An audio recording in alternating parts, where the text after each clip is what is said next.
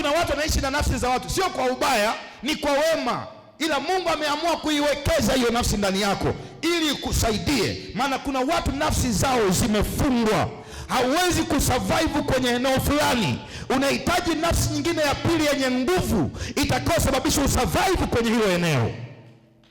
So unapokuja hata kanisani, kuna wakati unajikuta kanisani, pasa nakwambia leo nakupa mafuta ya upako.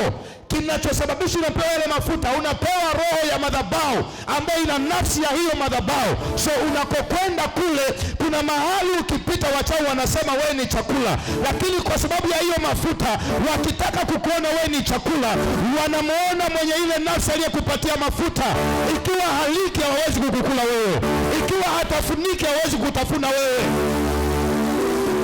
Biblia inasema Mungu akaapa nafsini mwake ya kwamba huyu mtu nitambariki.